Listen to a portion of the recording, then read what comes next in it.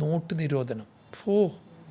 എന്താ രമി പറയുന്നത്? ആ 16-ാം തീയതി ഏതൊരു ദിവസം ഞാൻ ഫ്ലൈറ്റിലായിരുന്നു. ഞാൻ നമ്മളെ മരിച്ച PVG ഒക്കെ ഒന്നിച്ച് വരുന്ന ഒരു രംഗമായിരുന്നു.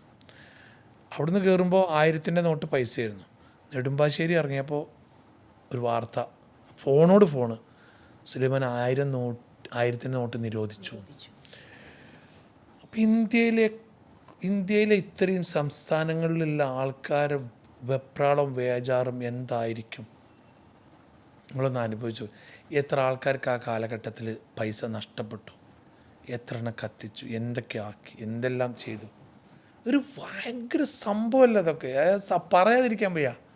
കുട്ടികളോട് ഇപ്പോൾ പെട്ടെന്ന് 500 നോട്ടിലുള്ള ആൾക്കാർ നാളെ രാവിലെ ഗവൺമെൻറ് പ്രഖ്യാപിക്കുന്നത് നമ്മൾ അനുസരിക്കണം. ആ റൂള് നമ്മൾ അവർ പറയണം 500 നോട്ടില്ല ഇല്ല, കറൻസി ഇല്ല എന്ന് പറഞ്ഞാൽ ഇല്ല. ആ പീരീഡിലൊക്കെ കച്ചവടക്കാരൊക്കെ അനുഭവിച്ച അനുഭവം.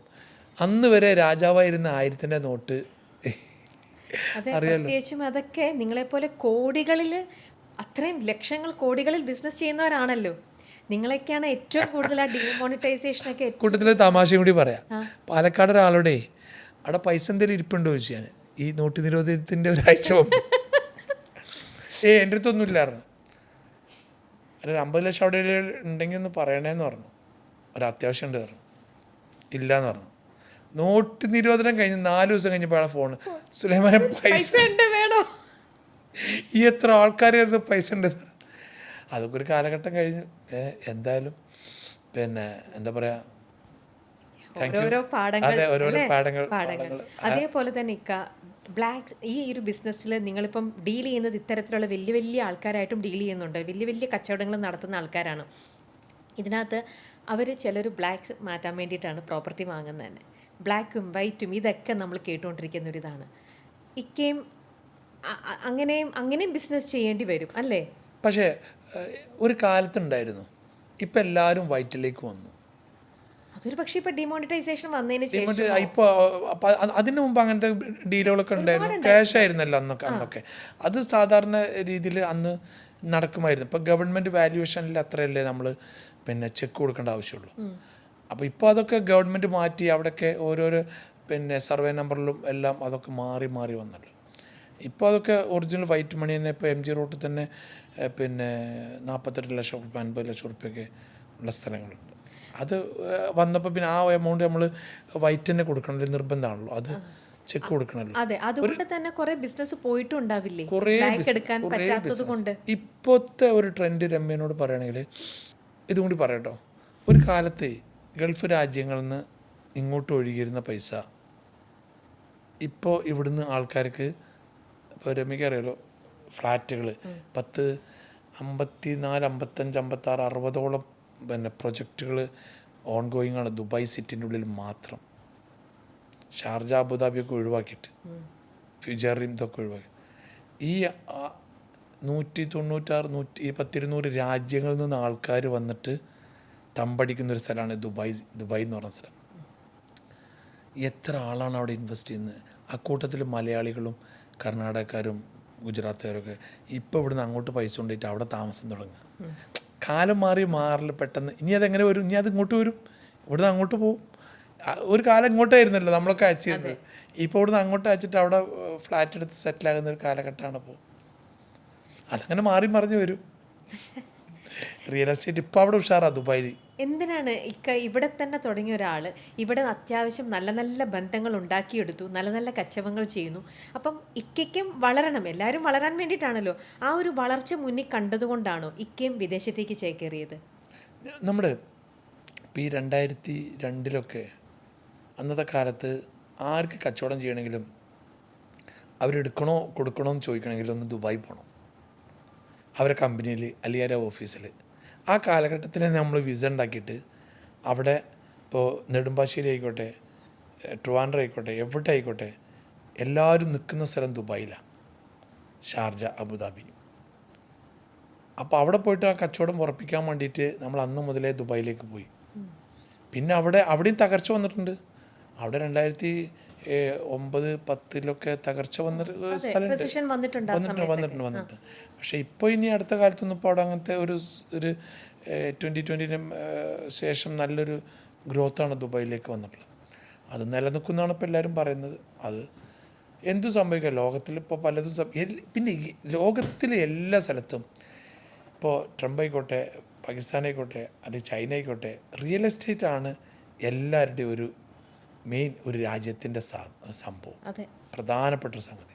അത് ശ്രദ്ധിച്ചിട്ടുണ്ടെങ്കിൽ മണി വാല്യൂ തന്നെ ഷെയർ മാർക്കറ്റിലും ഇതെല്ലാം കണക്റ്റഡ് ആണല്ലോ. അതെ, കൊമേഴ്ഷ്യലായിട്ടും റെസിഡൻസ് ഏതാണെങ്കിലും മോളാണെങ്കിലും അങ്ങനത്തെ ഒരു ഇപ്പോൾ ഖത്തറായിക്കോട്ടെ, ഏത് രാജ്യമായിക്കോട്ടെ, റിയൽ എസ്റ്റേറ്റ് ആണ് നമ്പർ 1.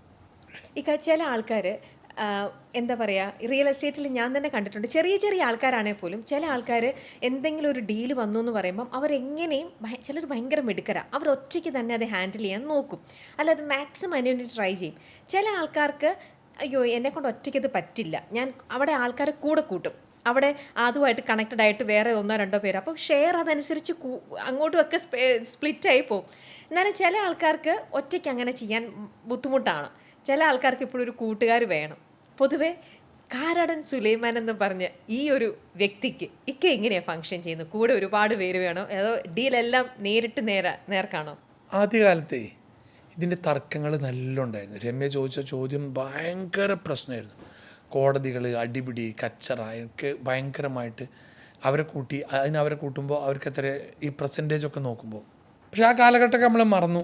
അതൊക്കെ അങ്ങനെ തരണം ചെയ്തിട്ട് ഭയങ്കരമായിട്ട് പ്രശ്നങ്ങളുണ്ടായിരുന്നു. ഞാനല്ലേ കാണിച്ചെന്നത്, നീ എന്നെ കൂട്ടിയത്, ഞാനല്ലേ ആളത്ത് കൊണ്ടുപോയത് എന്ന് ഭയങ്കരമായിട്ട് രമ്യ പറഞ്ഞ മാതിരി ഭയങ്കര പ്രശ്നം ഉണ്ടായിരുന്നു. പ്രശ്നമായിരുന്നു. മധ്യസ്ഥന്മാരും പഞ്ചായത്ത് പ്രസിഡന്റ് അങ്ങനത്തെ ആൾക്കാരൊക്കെ ഒരുപാട് മദ്യം പറയും. പക്ഷേ ഇപ്പോൾ നമ്മളൊരു സിസ്റ്റം വെക്കും. ഇപ്പോൾ ഇന്ന ഡീൽ ആര് കാണിച്ചു തന്നു. അപ്പോൾ ഞാൻ ഓഫീസിൽ കഴിഞ്ഞ ആഴ്ച തന്നെ ഒരു ഡീൽ നടത്തി. ആ ഡീലിൽ ആരൊക്കെയാണ് ബ്രോക്കേഴ്സ്, മീഡിയേഷൻ, ഇന്നാൾ അത് എഴുതി ആ ഡീൽ സൈൻ ചെയ്തിട്ട് അവിടെ കൊടുക്കാൻ പറഞ്ഞു. ഇപ്പം അങ്ങനത്തെ ഒരു സിസ്റ്റം വന്നു. അത് എല്ലാവരും പാലിക്കുന്നത് നല്ലതാണ്. കാരണം എന്ന് വെച്ചാൽ ഇതുകൊണ്ട് ബന്ധങ്ങൾ നഷ്ടപ്പെടും, പ്രശ്നങ്ങളാവും. ഓരോരുത്തർ അത് എനിക്ക് അന്ന് ഞാൻ കാണിച്ചു തന്നല്ല. ഇപ്പം തന്നെ മംഗലാപുരത്തൊരു ചെറിയ പ്രശ്നമുണ്ട്. അയാൾ എനിക്ക് 2 കൊല്ലം മുമ്പ് കാണിച്ചു തന്നൊരു ഡീലിപ്പോൾ അവിടെ സംസാരിച്ചപ്പോൾ അയാൾ പറഞ്ഞു, ഞാൻ നിനക്ക് 2 കൊല്ലം മുമ്പ് കാണിച്ചു തന്നാലേ. സത്യത്തിലെല്ലാം ഓർമ്മ ഉണ്ടാവില്ല. അങ്ങനെയുള്ള പ്രശ്നങ്ങൾക്ക് നിങ്ങൾ പറഞ്ഞ മാതിരി കണക്ട് ചെയ്ത ആൾക്കാർക്ക് എല്ലാവർക്കും കിട്ടണം. ഇതാണ് ചെറിയ പണി. രമ്യ ഒരു സ്ഥലത്തുനിന്ന് ഒരു സ്ഥലത്തേക്ക് ഇപ്പോൾ ഞാൻ പിന്നെ ഒരാളെ കാറിൽ കയറ്റി എൻ്റെ കോഴിക്കോട് നിന്ന് എറണാകുളത്തേക്ക് വരുമ്പോൾ നീ ഒന്ന് കയറിക്കടാന്ന് പറഞ്ഞാൽ ഒരു കച്ചവടം നടന്നു കഴിഞ്ഞാൽ അയാൾക്കും കിട്ടും ഒരു ഷെയർ. അപ്പോൾ ഇത് വെറുതെ കിട്ടുന്നില്ല, ഇത് ഭയങ്കര അങ്ങനെ ഉണ്ടല്ലോ. അപ്പോൾ അവർ വിചാരിക്കും ഈ റിയൽ എസ്റ്റേറ്റിന് അങ്ങനെ പണിയുള്ളൂ. അവന് നമുക്ക് 5 ലക്ഷം കിട്ടിയില്ലേ, ഒരു 50,000, എന്താ 50,000 എന്തിനാ, വെറുതെ നീ വന്നാൽ അവിടെ വെച്ചടാ എന്ന് പറയുമ്പോൾ പിന്നെ ഇവൻ കടന്ന് ബ്രോക്കറാകുവാണ്. ഞാനത് കാണിച്ചാൽ അങ്ങനെ ഉണ്ടല്ലോ. അപ്പോൾ രമ്യ പറഞ്ഞവർ എല്ലാവർക്കും വീതം വെച്ച് കൊടുക്കുമ്പോൾ അവർക്ക് കിട്ടുമ്പോൾ ഒരു ഹരാണ്. അതിനൊരു രസം പറഞ്ഞറിയില്ല. ഞാൻ 2002-03 ആണെന്നറിയില്ല, എൻ്റെ ഓഫീസിട്ട സമയത്ത് അവിടെ ഞാൻ ചോറ് കഴിക്കാൻ പോകും. അപ്പോൾ ഒരു ഷർട്ടൊന്നും ഇടാതെ ഒരാൾ ചോറിട്ട് തരുന്നുണ്ട്. ഞാൻ അവിടെ നിന്ന് ചോറ് കഴിക്കാറ്.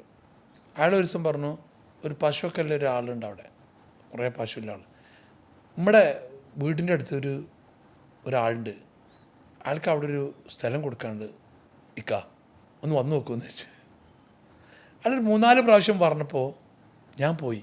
ഇപ്പോൾ ഒരു നല്ല സ്ഥലമായിരുന്നു, ഒരു കോളേജിനൊക്കെ പറ്റിയ സ്ഥലമായിരുന്നു. ഞാൻ അവരിന്ന് പോയി കച്ചവടമാക്കി.